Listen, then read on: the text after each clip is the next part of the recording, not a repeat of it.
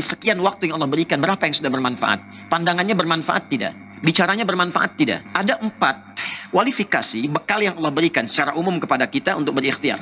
1, keempat-empatnya jalan untuk mendapatkan rizki dari Allah Subhanahu wa Ta'ala, sekaligus dengan rizki itu berikhtiar, beribadah, mendapatkan surga yang kita dambakan. Baik, sekarang kita mulai dulu dengan Quran surah ke-31, Luqman di ayat yang ke-34, ayat yang terakhir.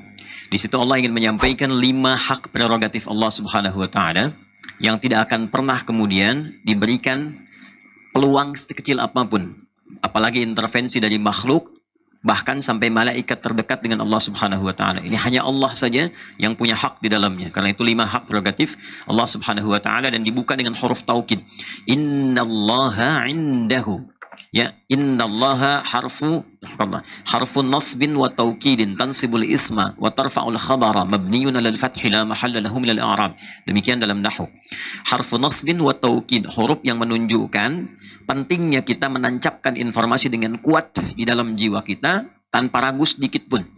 Jadi kalau di dalam bahasa Arab ada yang meragukan informasi yang akan kita sampaikan, maka kita boleh kuatkan dengan salah satu di antara beberapa huruf ya dalam bahasa Arab, seperti inna untuk kata benda dan qad untuk kata kerja.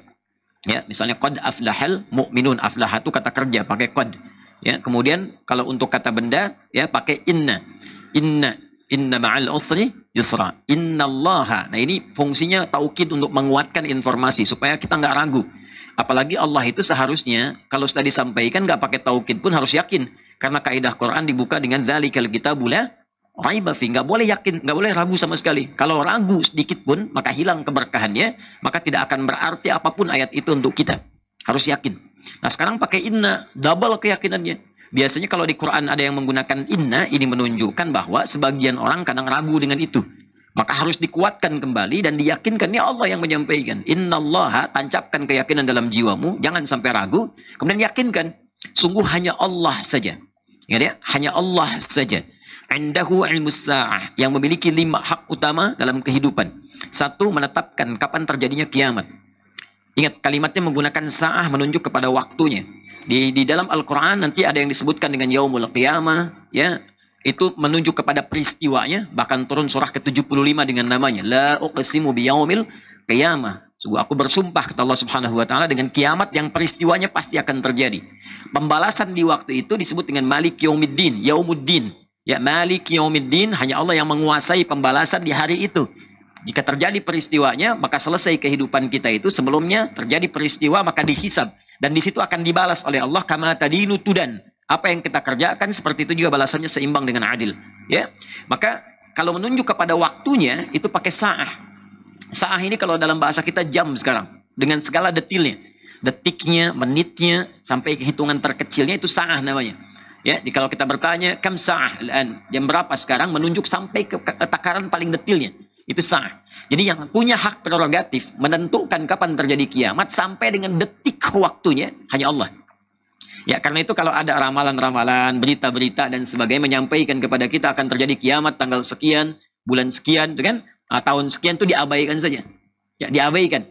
Ya, dulu pernah ada berita saya di Garut tahun 99 akan terjadi kiamat tanggal 9 bulan 9 tahun 1999. Ada sebagian pasar sepi. Ternyata nggak kejadian. Kemudian diralat. Itu ralat katanya tahun 2012 harusnya. Ya, diralat ya. Dan 2012 juga tidak terjadi gitu kan. Itu diabaikan. Ada petunjuk Ustaz di hadis hari Jumat. Jumat yang mana? Detailnya kan masih tegas di sisi Allah Subhanahu wa Ta'ala. Ya? Jumat keberapa, Jumat kapan? Karena itu Quran mengatakan la'alla sa'ata takunu qariba. Jangan banyak bertanya tentang kapan terjadinya, karena sudah diatur.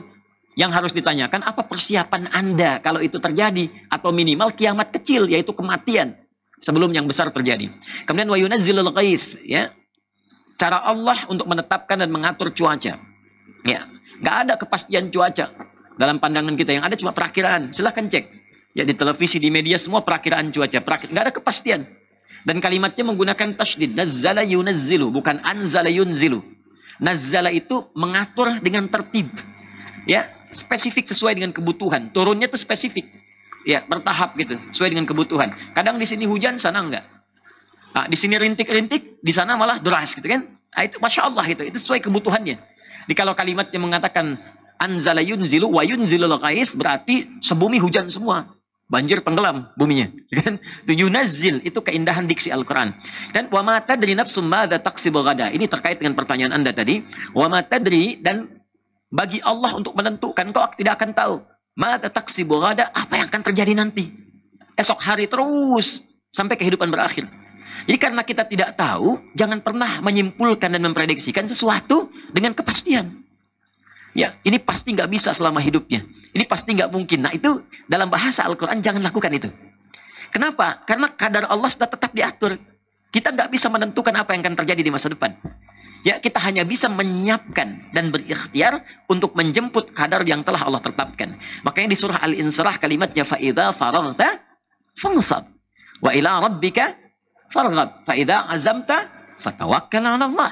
Kita hanya dituntut untuk berikhtiar mengisi kehidupan yang telah Allah berikan kepada kita berupa ajal. Ajal itu batas waktu kehidupan kita. Ya, dan tidak ada yang tahu kapan kita meninggal. Ya, karena itu setelahnya wa ma tadri nafsum madza taksibu ghadan wa ma tadri nafsum bi ayyi ardin tamut. Kapan dan di mana kita wafat?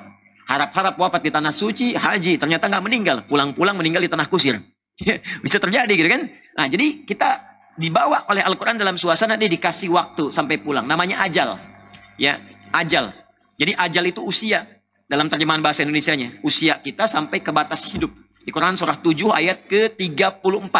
Walikulli ummatin ajal, fa idza jaa ajaluhum la yastakhiruna sa'ata wa la yastaqdimun.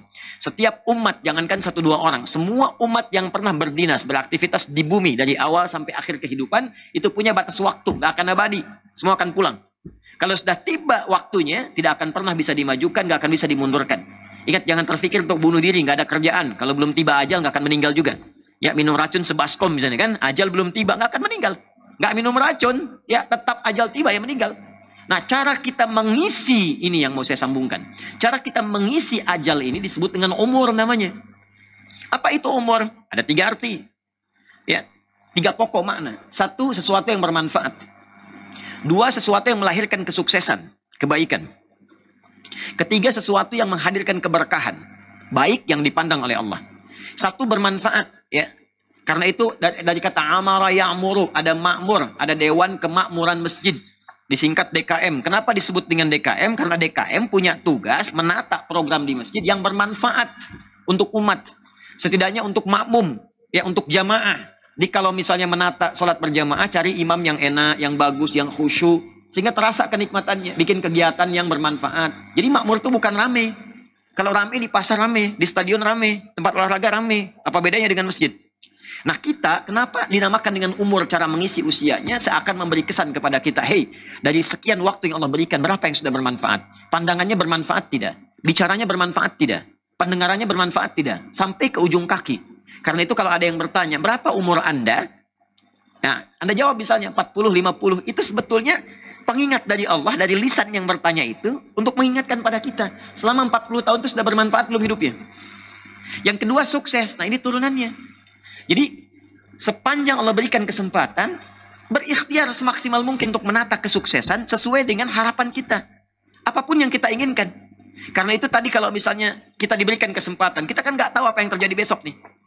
Siapkan oleh diri kita ikhtiar. Mau jadi apa ke depan? Usahanya mau bagaimana? Jangan disimpulkan dengan satu usaha selesai di situ maka selesai rezeki turun. Tidak. Rezeki Allah diatur sesuai dengan ikhtiar kita. Kita bekerja keluar kita lakukan maka rezeki diturunkan. Ya, karena itu ada 4 kualifikasi bekal yang Allah berikan secara umum kepada kita untuk berikhtiar. 1, dengan ilmu. 2, kedudukan. 3, harta benda. 4, tenaga. Nah, ini silahkan maksimalkan. Keempat-empatnya jalan untuk mendapatkan rezeki dari Allah Subhanahu wa Ta'ala. Sekaligus dengan rezeki itu berikhtiar, beribadah, mendapatkan surga yang kita dambakan. Saya beri contoh langsung ke kehidupan Nabi Sallallahu Alaihi Wasallam yang dengan ilmu sahabat Ali bin Abi Thalib radhiyallahu ta'ala anhu. Beliau belajar dengan Nabi. Seperti sahabat juga Abu Hurairah, ada juga Ibnu Abbas. Ya. Beliau nggak dagang, nggak bisnis. Makanya kehidupannya sangat sederhana. Nanti kalau ada rezeki, ada waktu, main ke Top Cafe di Istanbul. Nanti masuk ke situ, sekarang dipindah agak ke belakang. Dulu agak ke depan, sekarang agak ke belakang. Jadi nanti ada satu miniatur kehidupan Nabi. Ya, di situ ada peninggalan sahabat Ali bin Abi Thalib radhiyallahu ta'ala anhu berupa pedangnya. Lalu Fatimah Az-Zahra berupa pakaiannya. Itu sangat sederhana. Bahkan saya punya beberapa referensi kisah yang melukiskan bagaimana qanaahnya kehidupannya. Menahan lapar, memilih berzikir kepada Allah yang diajarkan Nabi dibandingkan mendapat kekayaan. Karena passionnya pengen mengambil ilmu. Karena paham ini keutamaan ilmu ini begini. Ya. Kemudian, tapi rezeki diberikan oleh Allah sampai akhir hayatnya. Yang kedua, ada yang dengan harta misalnya. Ya, sudah banyak kita ketahui. Utsman bin Affan radhiyallahu taala anhu, Abdurrahman bin Auf yang kapaknya terbuat dari emas. Ya, Umar juga termasuk kaya, jangan salah. Umar itu asetnya sampai 11 triliun. Sampai meninggal. Ya, Utsman itu 6 triliun kalau tidak keliru. Ya, Abdurrahman bin Auf itu sampai 3 triliun. Ya, itu kaya-kaya. Tapi juga jangan lupa, malamnya tahajud sampai khatam Al-Quran. Ya, sibuk luar biasa gitu. Passionnya ditempuh. Makanya belajarnya apa? Di bisnis, dagang, dan seterusnya. Memang ke sana arahnya. Kemudian siapa lagi? Ya, yang menggunakan kedudukan misalnya ada Amr bin As, di birokrat, sampai dapat kedudukan ke Muawiyah ke atasnya, sampai jadi khalifah, ditempuh. Passionnya dari mana masuknya? Jalur politik misalnya bisa. Ya, dari dulu sudah ada. Nah, ini yang jarang terakhir. Yang saya mau katakan, Bilal bin Rabah. Pakai tenaga. Mungkin nafas tadi ya, misalnya kita persepsikan dengan buruh, dengan itu kan istilah manusia saja gitu. Yang mana yang mau kita tempuh? Kembalikan kepercayaan diri kita. Bilal menempuh dengan tenaga. Bilal itu sepeninggal Nabi, ya, Bilal itu bukan orang yang biasa. Bisa mendengar hadis Nabi, menyampaikan hadis Nabi. Itu sepeninggal Nabi, kalau mau jadi hakim agung bisa. Mau disupport oleh negara pada saat itu, mau dikasih ya semuanya kebutuhannya, menolak beliau. Ya, mau jadi kaya nggak mau. Kenapa? Karena memilih jalur dengan tenaga. Apa pasalnya? Saat azan, Allahu Akbar, Allahu Akbar. Selesai, Nabi komen, di like oleh Bilal, di share oleh sahabat yang lain, sampai ke kita. Apa komen Nabi pada saat itu? Aku mendengar suara terumpahmu di surga ya Bilal. Bilal mikir, adzan, Masya Allah. Masuk surga, ngapain bisnis katanya. Ya udah, jadilah fikih marbot tuh kalau kemudian diturunkan itu. Kesimpulan Bilal sederhana, saya adzan bisa masuk surga. Dan adzan pun rezeki mengalir. Ya, silahkan dengan menjadi muadzin. Apa kemudian rezekinya tidak dapat? Tidak, dapat banyak yang mulia. Saya ke Qatar. Masya Allah, muadzin kita itu banyak orang Lombok di Qatar. Tempatnya apartemen, di masjidnya ada eskalator ke atasnya, kulkasnya, lengkap semua. Tinggal kembali kepada niat kita. Jadi saya ingin katakan, jangan batasi diri kita pada satu keadaan tertentu untuk mendapatkan rezeki. Jangan simpulkan kalau sekarang buruh, besok pun buruh juga. Besok lagi buruh juga. Besok buruh juga, tidak. Ya, atau misalnya, mohon maaf dalam istilah manusia, misalnya apakah kuli lah, kuli panggulkah, pekerja keraskah, dan sebagainya. Kembali tata kehidupan diri kita, coba lihat peluangnya di mana adanya. Ya, nah dari situ kalau sudah kita punya keyakinan, Allah nanti akan berikan jalan. Tapi kalau kita memvonis diri kita ada di dalam posisi itu dan tidak pernah mau berkembang, maka berlaku hadis qudsi, ana inda dhanni abdi. Aku dalam prasangka hambaku, maka akan terus di situ nanti. Nah, ini yang pertama. Nah, kalau sudah persepsinya kita rubah, bismillah. Jadi kita tatap ke depannya, Allah pasti berikan jalan yang terbaik. Saya ikhtiar, ya. Nah, baru di situ berlaku kemudian turunan fikih. Apa fikihnya? Sepanjang pekerjaan ini menjadi darurat untuk dikerjakan. Karena memang kebutuhan pokok yang harus dipenuhi. Tapi sambil juga mencari kelapangan dalam pekerjaan lain. Atau yang senafas dengan itu. Tapi lebih memudahkan kita untuk beribadah kepada Allah.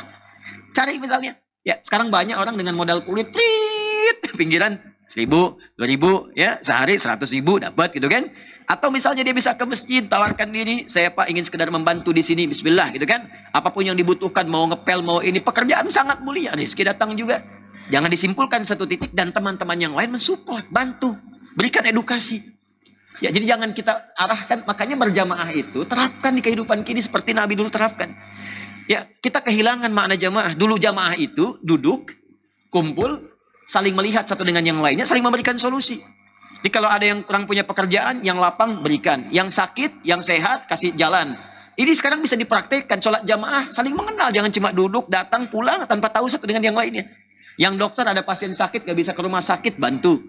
Yang punya kelapangan pekerjaan, tawarkan. Kasih pelatihan-pelatihan. Sehingga berfungsi masjid dengan maksimal. Itu tersinergi satu dengan yang lainnya.